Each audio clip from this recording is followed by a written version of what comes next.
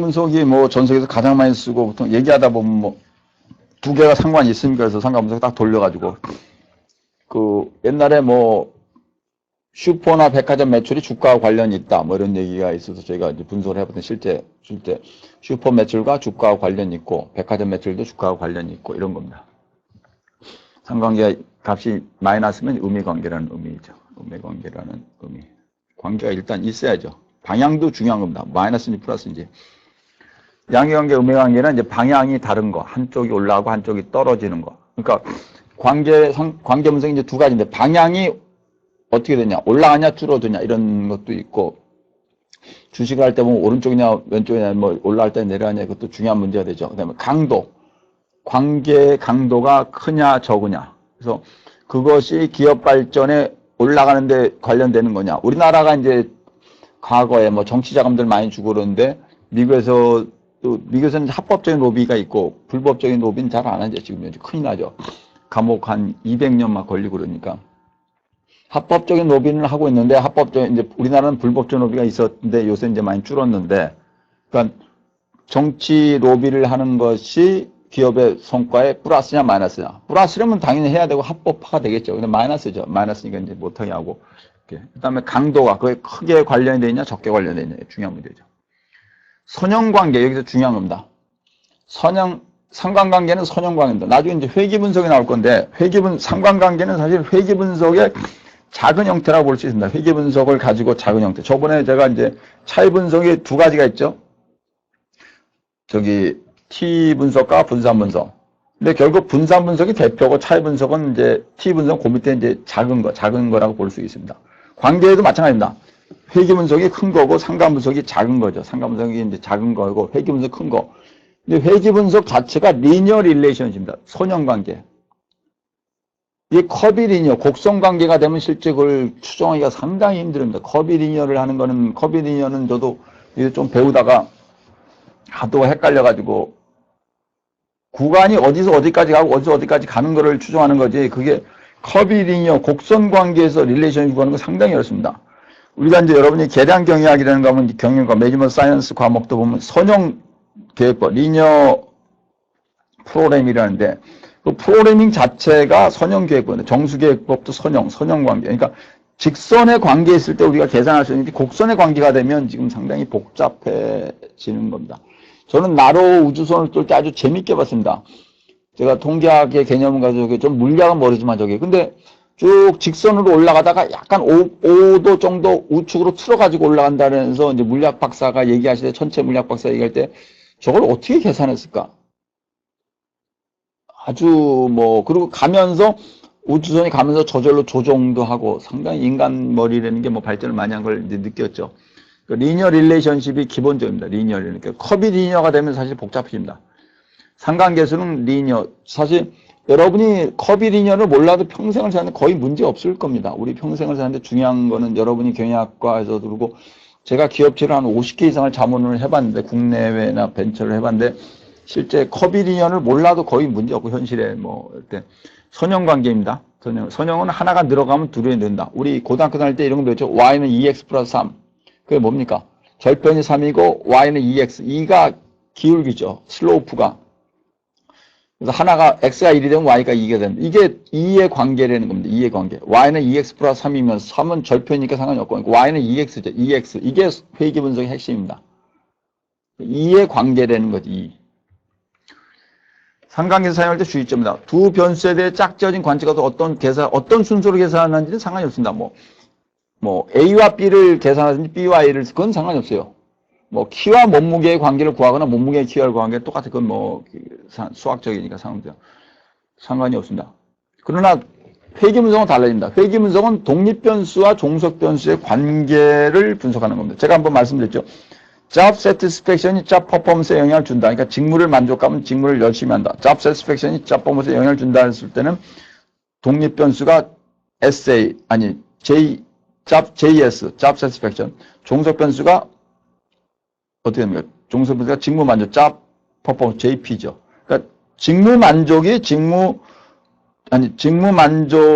직무 성과에 영향을 준다 할 때는 독립 변수가 job satisfaction이고 종속 변수가 직무 성과가 되는데 이게 해보니까 거꾸로 나올 수도 있다면, 거꾸로. 그러니까 예를 들어서, 내가 하고 하는 일을 좋아해가지고 열심히 했는지, 열심히 하다 보니까 좋아했는지 일 수도 있죠. 우리 연애할 때는 그런 게 없습니까? 그냥 남자친구를 만났는데 좋아하다 보니까 뭐 데이트를 열심히 계속하는 거와 그냥 데이트를 열심히 하다 보니까 좋아질 수도 있죠. 그러니까 그게 어느 게 먼저인지 모른다니. 이게 그러니까 상관관계에서는 그게 A가 B에 영향을 주는지 B가 A에 영향을 주는지 모를 것 같은 뭐 둘이 관련이 있다. 관련이 있다는 겁니다. 관련. 근데 회귀분석은 관련이 있는데 하나가 다른 거에 영향을 주고 있다. 이렇게 된다. 지금 이제 그게 이제 기본적으로 이제 통계로 가장 많이 나오는 거. 우리 학생들 중에는 뭐 담배 피우는 학생들 별로 없겠지만 저는 담배를 많이 피다가 한 20몇 년 전에 어느 분이 이제 돌아가실 때 이제 그때 끊었는데 지금 한 25년이 넘은 것 같은데요. 25년. 한 몇 년 된 것 같은데 맨날 미국에서도 보면 통계학 수업, 경영 통계 수업에 되면 스모킹이 캔서에, 그러니까 그 폐암에, 렁캔서죠. 렁캔서에 영향을 주냐, 안 주냐. 영향을 주냐, 안 주냐. 그 미국에서도, 우리나라도 그랬죠. 담배 때문에 폐암이 걸렸다 해서 소송을 막 걸었는데, 판사들이 결정을 어떻게 냅니까, 대부분에. 담배하고 폐암은 관련이 있는 것 같다. 그러나, 담배가 폐암을 확실하게 유발했다는 증거는 지금 없다. 그래서 지금 보면 그게 결론이 안 나죠. 만약에 담배가 폐암을 유발한다고 하면 판사가 우리 결정을 내리고 판사 결정 내리면 과학자들이 전부 경제 통계나 전부 과학자들이 심리 통계나 뭐 의학 통계 다 그렇게 내리고 그렇게 냈어. 인류 역사상에서 담배를 피우면 폐암에 걸린다 이렇게 확정이 되면 전 세계가 담배를 못 팔게 하겠죠. 당연히 못 하게 만들면 아마 감옥 갈 겁니다. 우리나라도 그러고. 우리나라 국가에서 거의 했죠. KTN이. 근데 담배가 폐암에 직접적인 영향을 준다는 걸 먹으면 안 되죠. 만약에 술이 인간의 몸에 직접적인 영향을 준다. 뭐 간접적인 영향을 준다. 직접적인 영향을 준다 그러면 그 술 못 먹게 하죠. 옛날에 미국에서 금주령이 낸 게 다 그렇게 내는 거죠. 그렇죠? 먹지 말아야 되는 거죠. 술도 그러고 담배도 그러고. 근데 그렇지 않단 말이에요, 지금. 그러니까 그런데 담배하고 폐암하고는 관련은 된 것 같아. 관련이 된 거하고 직접적인 영향은 다를 수가 있을 겁니다. 그렇죠? 그래서 이게 이제 복잡해지는, 그건 실험을 했는데, 그거는 이제 모델을 회귀분석 갖고 되는 게 아니고 아주 복잡해지는 겁니다. 하여튼, 그건 됐고. 곡선형 자료에서는 잘 구하지 못한다. 그건 뭐, forget it. 오케이. 선형성의 표본줄이 잘못된 경우에는 뭐 왜곡될 수가 있다. 왜곡될 수가 있을 수도 있겠죠. 근데 그게 중요하고, 상관계에서는 데이터가 얼마 많지 않아도 됩니다. 뭐 5개, 10개만 해도 충분합니다. 이렇게 같은 상관계수 값이라도 자료의 형태에 따라서 달라진다. 관계 형태에 따라서 상관계수 0.7 오른쪽 그룹이다. 네? 이게 전부 0.7로 나오는 거예요. 0.7. 0.7인데 1, 2, 3, 4, 5, 6, 7, 8, 9가 다 그렇게 나왔던데 7은 이제 커비리니어 형태고 여러 가지로. 그러니까 상관 분석에는 그림이 여러 가지를 뭐 뭉쳐서도 나오고 관련이 나왔던 0.7은 상당히 높은 겁니다. 관련이 있다는 형태고. SPS를 이용한 상관분석. 에어로빅 접합성과 이게 했을 때 이렇게 쭉 해서 각 변수의 상관계수를 구하라. 그래서 이거 지금 있죠. 이거 황 박사님이 지금 우리 통계연구원에 있는 황 박사님이 저랑 공조를 했는데 이분이 이제 통계치를 준 거고 이렇게 해보면 여기 나오죠. 상관계수. 여기 중요한 게 여기 찍히면 관계가 있는 거 어떻게 합니까? 그래서 여기 별표 있죠. 별표. 마이너스가 있던 그 위에 별표 있잖아요. 별표. 맨 밑에 보시면 별표 하나가 있고 별표 두 개가 있죠. 별표 하나, 둘, 셋. 보통 별표 하나가 0.05 수준, 별표 두 개가 0.01, 별표 세 개가 0.001. 다시요. 별표 하나면 0.05, 별표 두 개면 0.01, 별표 세 개면 0.001. 그런데 뭐냐? 죄송합니다. 별표가 하나 이상만 있으면 더 관련이 있습니다. 여기서 찾아보십시오. 저는 눈이 좀 나빠가지고 잘 안 보이는데 학생은 여기 별표 하나 있는 거는 그거하고 그것이 다 관계가 있다는 얘기입니다. 에이지하고 지금 뭐가 관계가 있는 건데? 저희 끝에 가면 맥스 펄스인가 그거하고 관련이 있는 것 같은데. 그러니까 별표가 하나 있는 건 마이너스 관계에도 있고 플러스, 그러니까 별표가 하나 이상, 하나든 두 개든 세 개든 다 관계가 있는 겁니다. 그럼 두 개는 뭐고 세 개는 뭐냐? 더 심한 관계랍니다. 하나는 관계, 두 개는 관계, 세 개는 관계죠. 그렇죠? 하나의 관계, 두 개의 관계, 세 개의 관계입니다. 그러니까 다 관계. 우리는 보통 얘기하면 어떻게 두 가지 변수 간은 관계가 있다. 그럼 관계가 있다. 관계 있는 거죠. 그 다음에 그걸 뭐 아주 강한 관계 뭐 그건 이제 또 다른 문제고 관계가 있냐 없냐를 상관계수를 하면 이렇게 아웃풋이 바로 나옵니다. 교차 분석. 여기까지 이제 두 변수 간의 관계를 한 거. 이제 교차 분석은 전혀 다릅니다. 요거 잠깐 읽어보십시오. 요거.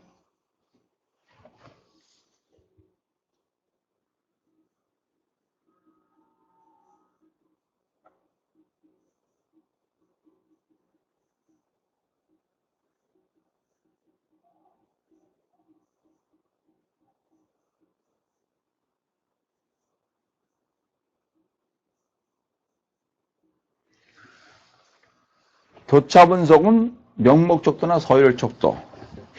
명목이 뭡니까? 그냥 뭐 이름 이런 거. 서울여자대학교 1번, 서강대학교 2번, 건국대학교 3번, 1 더하기 2 더하기 3 나누기 뭐 해야 아무 의미가 없죠. 그냥 1번. 교차 분석. 그러니까 서울여자대학교와 서강대학교, 건국대학교, 대학교와 그 다음에 야구를 좋아하는 정도를 측정을 했어. 그러니까 각 대학교, 남녀 대학교 학생들, 대학교와 야구를 좋아하는 정도가 프로야구를 좋아하는 정도가 관련이 있느냐 없느냐. 뭐 있을 수도 있고 없을 수도 있겠죠. 이런 거. 서열적도는 뭐 요게 요거보다 좀 크다, 짧다 뭐. 명목적도나 서열적도로 측정한 범주형 변수. 이게 카테고리컬 베어리블인데 카테고리컬 베어리블. 범주형 변수는 관심 변수가 범주를 값으로 갖는 경우를 말하면 이렇게 된다. 뭐 변수 기독교, 카톨릭과 불교, 이슬람계 무종교를 하고 남자 여자를 하면 어떻게 됩니까? 요걸 뭡니까? 성별과 종교 선택 간의 관련이 있느냐 없느냐 이거죠. 있을 수도 있고 없을 수도 있고 있을 수도 있고 없을 수도 있겠네. 교회 가면 여성이 더 많은 것 같던데. 뭐 기독교, 카톨릭교, 불교, 이슬람교, 무종교와 성별과 뭐 갈 수 있다. 기업체도 뭐 석유업종, 자동차업종, 화학업종과 그다음 남녀의 비율이 맞냐 차이가 없냐. 그러니까 업종과 성별 간의 관계가 있느냐 없냐. 뭐 있을 수도 있고 뭐 생산 공장에는 아무래도 이제 남성들이 좀 많으니까 로봇도 있고 그다음에 서비스 쪽에는 여성이 더 많겠죠. 뭐 그렇게 돼요. 두 변수, 범주형 변수의 연관성을 보기 위해서 크로스 태블레이션 원래 크로스 탭이라고 미국 가면 크로스 탭 그래요. Did you do, hey, Mr. Dan, did you do cross tab? Yes. cross tab evaluation unless? Yes. 프리퀀시에 관한 통계량을 가지고서 동질성의 독립성인 검정. 그리고 이걸 계산하면 카이스퀘어 값이 나옵니다. 카이스퀘어 밸류. 카이스퀘어라는 게 이제 명목적도와 관찰된 것과 예측단의 차이를 나눈 건데, 그 수업 시간에 말씀드린 카이스퀘어 밸류가 나옵니다. 카이라는 게 저 옛날 그릭인가 히브리인가 어서 묻죠. 카이스퀘어. 나 맨 처음에 읽을 줄 몰라가지고 CHI 교수가 카이스퀘어를 what do you say? 그랬더니 카이스퀘어를 카이스퀘어 어널리시스. 그래서 카이스퀘어 가지고 카이스퀘어 밸류 가지고 계산을 하는 거죠. 이게 degree of goodness of fit이죠. 적합하냐, 딱 맞느냐, 틀리느냐를 보는 겁니다. 이게 어떻게 하냐면, 더 쉽게 말씀드려보세요. 기독교, 내가 지금 이렇게 해봅시다. 우리나라에 기독교하고 난기독교 있다. 그래서 기독교를 믿는 사람이 20%야. 그냥 기독교가 아닌 걸 믿는 사람이 80%야. 그러니까 100명을 뽑았는데 기독교 20명, 비기독교 80명. 여성 50명, 남성 50명 뽑았어요. 그럼 100명이죠. 기독교 20명 뽑고 남녀를 뽑았어요. 그러면 기독교에서 여자가 몇 명이 나야 됩니까? 기독교 20명이고 남자 50명, 여자 50명이니까 어떻게 해야 돼요? 10명이 여자, 10명이 남자. 그냥 비기독교도 40명이 남자, 10명이 여자. 그러니까 기독교 여자가 10명, 기독교 남자가 10명, 비기독교 여자가 40명, 비기독교 남자가 40명. 이렇게 나와야 되는데 10, 40. 봤더니 기독교 여자가 17명, 기독교 남자가 3명, 비기독교 여자가 예서 23명, 그 다음에 비기독교 남자가 예를 들어서 무슨 왕창 나와 몇 명이야? 40명, 59명. 이렇게 나오면 기독교는 여자가 많으니까 비기독교는 남자가 많다. 이렇게 되는 거지, 결론이. 그 얘기를 하는 겁니다. 보세요, 잘 봐요. 기독교가 20명, 비기독교가 80명, 20대 80. 우리가 여자가 50명, 남자 50명이에요. 그럼 기독교 중에 여자는 10명, 기독교 중에 남자는 10명, 그 다음 비기독교 중에 여자는 40명, 비교적 남녀 40, 이렇게 20, 10, 40, 40이 나와야 되는데 이게 어느 쪽으로 몰리면 그쪽이 관련이 높은 거죠. 그쪽이 관련이 높다는 얘기죠. 그 얘기죠. 네? 우리 서울여자학교 수업을 듣는데 어느 부자학 수업에 뭐 옛날에 한 300명씩 듣고 요새 한 200명 듣는데 200명 듣는데 보니까 저학년이 왕창이야. 그러면 부자학 수업은 저학년이 많이 듣는다. 다른 교양 수업은 고학년이 많아. 그럼 고학년이 많이 듣는다. 이렇게 되는 거죠. 그게 이제 그걸 가지고 크로스텝이 어느 쪽으로 몰리면 이제 되는 거죠. 동기성이 갑자기 하나의 특성에서 그렇게 해서 몰려가지고 범주형에서 요거는 좀 읽어보십시오. 요거.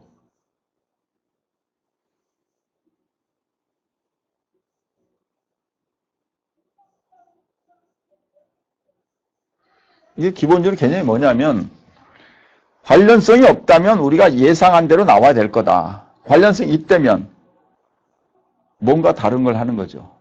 그렇죠? 우리 뭐 범죄 조사할 때도 그죠. 관련성이 없다. 기업에서 횡령을 했느냐? 오늘 아침에 신문에도 뭐 100억을 뭐 종업원들이 뭐 주가 조작을 해서 어떻게 했다. 관련성이 없는 사람은 그 근처에 일단 관련이 가질 않아. 내용도 잘 몰라. 근데 그 근처에 있었고 내용을 많이 알아. 그럼 관련성이 있다고 보는 거죠. 그런 얘기입니다. 관련성이 있다. 우리 범죄 추적할 때 경찰들이 뭐니까 이 사람과 이 사람 관련이 있냐. 이 사람 압니까? 몰라요. 저는 누군지도 모르고.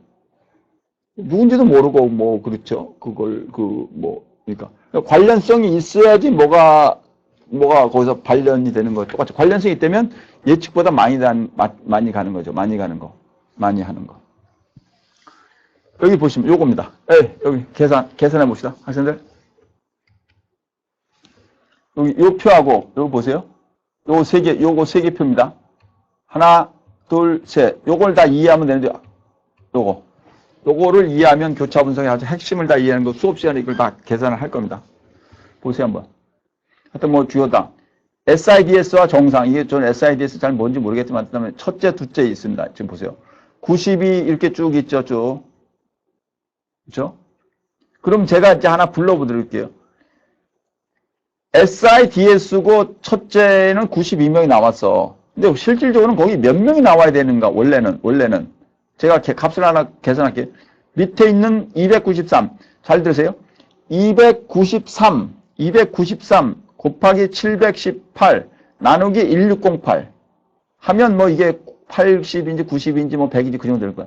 293 곱하기 718 나누기 1608하고 92 근처로 가. 이게 92하고 차이가 많이 난다면 거기에 관계가 있는 거죠. 예를 들어서 293 곱하기 718 나누기 1608이 딱 92랑 비슷하게 나왔어. 그럼 첫째면서 SIDS가 그대로 나온 건데 이게 예서 한 70으로 나왔어.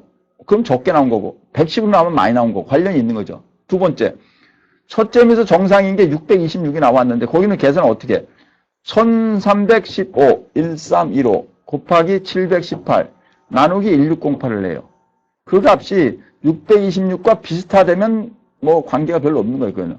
근데 626과 차이가 많이 나. 그러면 첫째가 정상이 아니거나 뭐 어쩌고 적게 나오거나 마찬가지입니다. 거기 SIDS이면서 둘째 이상은 어떻게 해요? 201이죠.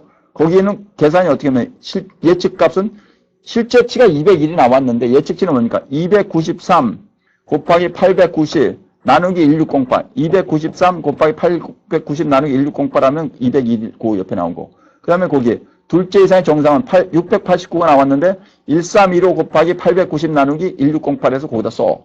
그래서 그 두 개의 차이를 보는 겁니다. 거기 여기 보시면 여기 있죠.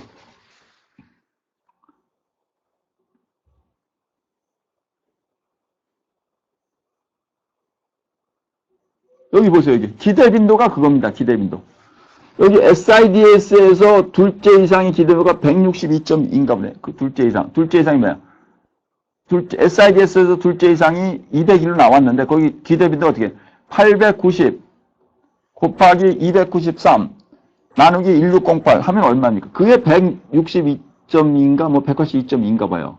그 옆에 SIDS 정상이면서 둘째 이상이 727.5가 나와서 727.5가 둘째 이상 정상. 이건 뭐야? 여기 689죠. 둘째 이상도 정상. 근데 890 곱하기 1315 나누기 1608 했더니 727.5가 나온 거예요. 그러니까 689명인가 나와야 되는데 727.5가 나온 거 좀 차이가 있죠. 201명이 나왔는데 182.1.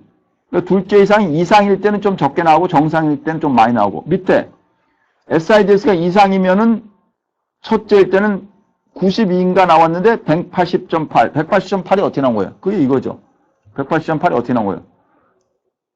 SID에서 첫째면서 이거는 293 곱하기 718 나누기 1608. 이게 92하고 차이죠, 이게. 그 다음에 SIDS가 정상이면서 둘째인 687.2. 687.2 어떻게 나왔어요? 687.2 어떻게 나왔어요? 890 곱하기 132로 나누기 1608.